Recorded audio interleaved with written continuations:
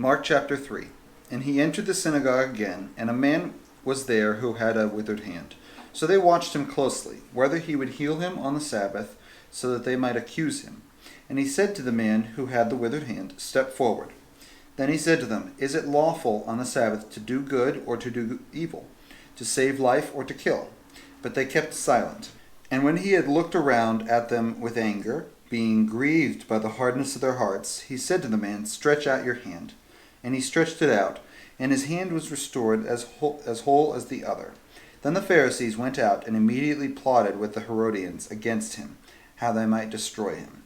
But Jesus withdrew with his disciples to the sea, and a great multitude from Galilee followed him, from Judea to Jerusalem and Idumea and beyond the Jordan.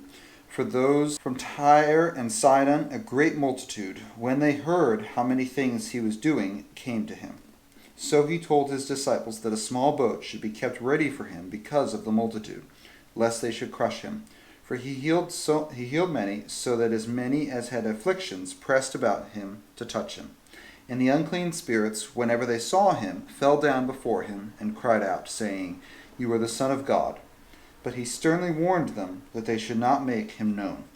And when he went up on the mountain and called to him those he himself wanted, and they came to him, then he appointed the 12, that they might be with him, and that he might send them out to preach, and to have power to heal sicknesses, and to cast out demons.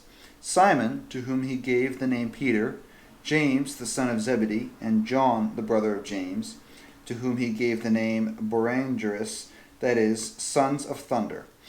Andrew, Philip, Bartholomew, Matthew, Thomas, James the son of Alphaeus, Thaddeus, Simon the Canaanite, and Judas Iscariot, who also betrayed him.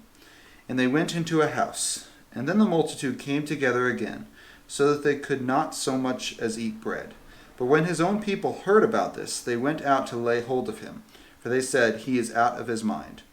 And the scribes who came down from Jerusalem said, "He has Beelzebub, and by the ruler of the demons he casts out demons."